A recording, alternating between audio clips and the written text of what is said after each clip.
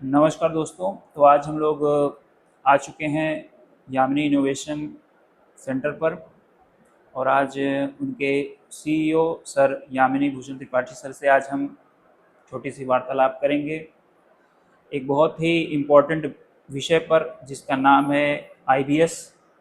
तो सबसे पहले सर को प्रणाम। और जैसा कि सर आप जानते हैं कि आईबीएस पूरे विश्व में बहुत ही घातक बीमारी मानी जा रही है।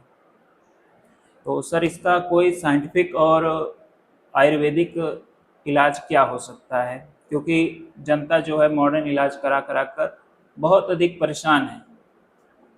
इलाज होने के बावजूद उन्हें वो ज़िंदगी नहीं मिल पा रही है जो जिसका वो सपना देखते हैं या अपेक्षा करते हैं एक चिकित्सक संस्थान से। तो सर आपका इस पर क्या विवरण रहता है, बताइए। बहुत बहुत धन्यवाद हर्ष पांडे जी। हर्ष पांडे जी हमारे यहाँ कंसल्टेंट हैं Yamini innovation wellness and nature cure centre. ये जो बनारस में है, ये करौदी में सुंदरपुर महामना नगर कॉलोनी में है।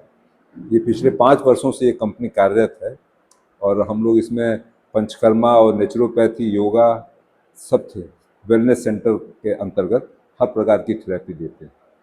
तो आज आपने बड़ा अच्छा प्रश्न किया है डॉक्टर हर्ष कि आईबीएस के बारे में चर्चा करेंगे। आईबीएस को देखिए 2 प्रकार से कहते हैं, इरिटेटिंग बाउल सिंड्रोम कहते हैं, इन्फ्लेमेटरी बाउल सिंड्रोम भी कहते हैं। दोनों का पैथोलॉजी थोड़ा अलग है, लेकिन आईबीएस जब वर्ड करेंगे, एब्रीविएशन जो है, आई स्टैंड फॉर इरिटेटिंग और I stand for inflammatory both. अगर आईबीएस की बात करेंगे तो वो भी 2 प्रकार का हो गया। एक होता है जिसमें कॉन्स्टिपेशन होता है, आईबीएस सी कहते हैं। एक होता है जिसमें डायरिया होती है, आईबीएस डी कहते हैं। अब आप सोचिए कि अगर मॉडर्न पैथोलॉजी की दृष्टि से देखें तो हाइपर मोटिलिटी ऑफ इंटेस्टाइन की मोटिलिटी बढ़ जाती है, इसी से डायरिया होने लगता है। और फिर उसको मैनेज करने के लिए हर तरह की दवाइयाँ एलोपैथी के डॉक्टर्स देते हैं। आयुर्वेद में जब इसके पैथोलॉजी देखेंगे, पैथोलॉजी को हम लोग कहते हैं संप्राप्ति, और संप्राप्ति का जो विघटन करते हैं उसी को आधार पर ट्रीटमेंट होता है। विघटन मतलब break the process of pathogenesis. Pathogenesis एक स्टेप से लेके ए टू जेड 6 स्टेज होती है संप्राप्ति की। क्यों जी सर। तो 6 स्टेज में किस स्टेज पे रोगी है, उस स्टेज पे हम उसको चेक कर दें, रोक दें और रोक के उसके बाद चिकित्सा करें, वही संप्राप्ति विघटन कहते हैं। अब आप देखिए कि आईबीएस में जो मॉडर्न पैथोलॉजी कहती है कि it is a psychosomatic disorder. Psychosomatic मतलब दिमाग में भी आपके प्रॉब्लम आ गई, और सोमैटिक मतलब आंख में भी प्रॉब्लम आ गई। तो आंख और दिमाग, गट ब्रेन एक्सिस, गट और ब्रेन एक्सिस जो है उसको ब्रेक करना है। इसलिए लोग इसमें एंजाइटी, डिप्रेशन, स्ट्रेस जो भी कारण हो जिससे आपका ब्रेन डिफेक्टिव इफेक्ट हो रहा है उसको मैनेज करते हैं। और जो आंत में मोटिलिटी है, हाइपर मोटिलिटी है, हमारी डायरिया हो रहा है या कॉन्स्टिपेशन है, तो उसके लिए अलग दवाई है। सिम्टम मैनेजमेंट, तो ये दोनों मिला के एलोपैथी में दवा देते हैं।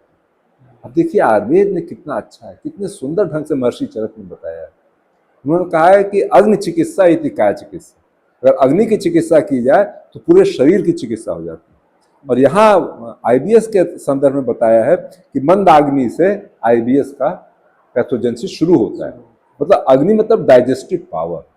अगर रोगी का डाइजेस्टिव पावर डिफेक्टिव हो गया, कंप्रोमाइज्ड हो गया, तो उसको कुछ दिन में इस तरह के रोग, इस तरह के सिम्टम्स आने लगेंगे। अच्छा, सिम्टम पहले डायरिया, डिसेंट्री, कॉन्स्टिपेशन होगा उसको अग्निबंध होने से, लेकिन बहुत दिन तक रहेगा तो उसका मन जो है स्ट्रेस में आ जाएगा। अब वो साइकिल बन गई। अब आपको यही पता है कि पहले मुर्गी आएगी, पहले अंडा आया, ये विशेष साइकिल है। इसी तरह से पहले ब्रेन में स्ट्रेस हुआ तब पेट खराब हुआ, या पहले पेट खराब हुआ तब ब्रेन में असर पड़ा, ये पता नहीं है। लेकिन चिकित्सा दोनों की करनी है। हम लोग के आयुर्वेद में जो नेचुरोपैथी हमारा है, जो पंचकर्म हमारा है, हम लोग उसको ब्रेक करते हैं। हमारा जो अपना मानना है, हम तो पीएचडी बायोकेमिस्ट्री हैं बेसिकली, और आयुर्वेद में हमने 43 इयर्स तक सर्विस की है। तो जो मैंने समझा एज ए साइंटिस्ट कि पित्त का विरेचन और वात का समन, ये 2 काम जो आयुर्वेद की भाषा में बता रहे हैं, किया जाए तो इसका आईबीएस सुधार हो सकता है। और एलोपैथी में कहें तो इन्फ्लेमेशन, जो सिस्टमिक इन्फ्लेमेशन है होल बॉडी में, जो एचएससीआरपी बढ़ जाता है, सी रिएक्टिव प्रोटीन बढ़ जाता है, और जो एंग्जाइटी हो जाती है, दोनों को मैनेज हम करते हैं और आयुर्वेदिक विधि से करते हैं। पंचकर्म में हम लोग पहले शरीर शोधन करते हैं, फिर चिकित्सा करते हैं, और उसमें आहार और विहार दोनों को मैनेज करते हैं। यही इसका उद्देश्य है। अच्छा सर, तो सर इसमें यानी एक ये मानसिक समस्या भी बन जाती है, बहुत जैसा ज्यादा। कि आप बता रहे हैं, एक साइकोसोमैटिक पैटर्न आपको देखने को मिलता है आईबीएस में। तो सर व्यूअर को ये जानना है कि ये मानसिक संतुलन को कैसे बनाया जा सके, क्योंकि बीमार अवस्था में मानसिक स्थिति भी पेशेंट की काफ़ी बिगड़ने लगती है। अब इसका इस प्रश्न का अगर हम सटीक आंसर दें, मान लीजिए किसी को अधिक एंग्जाइटी होती है। एंग्जाइटी मतलब हाइपर एक्टिव, आपका ब्रेन जो है हाइपर एक्टिव हो जाता है।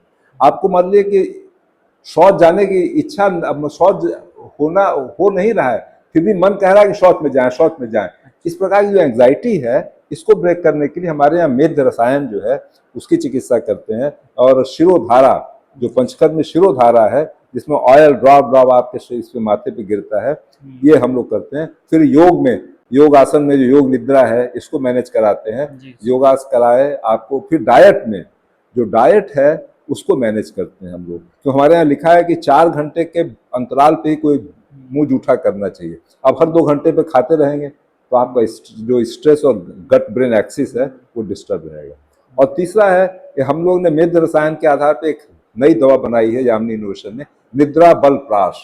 बहुत अच्छी दवा है। इससे आपको समझिए कि जो साइकिल होती है नींद की, उसमें 4 स्टेजेस होते हैं। उसमें रेम होता है, नॉन रेम होता है। नॉन रेम जो है उसमें 3 स्टेजेस होती हैं, लेकिन जो रेम है, जो सपना देखते हैं आप भोर में, वो रेम पार्ट होता है।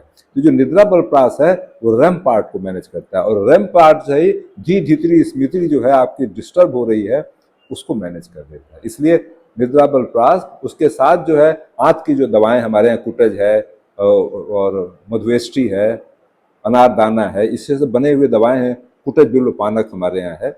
इसको हम लोग मिला के फिर आपको लाइफ स्टाइल मैनेजमेंट और मेडिकल थेरेपी पंचकर्मा के साथ करें। धन्यवाद सर। ठीक है, फिर सर बहुत बहुत धन्यवाद आपका चैनल पर आने के लिए।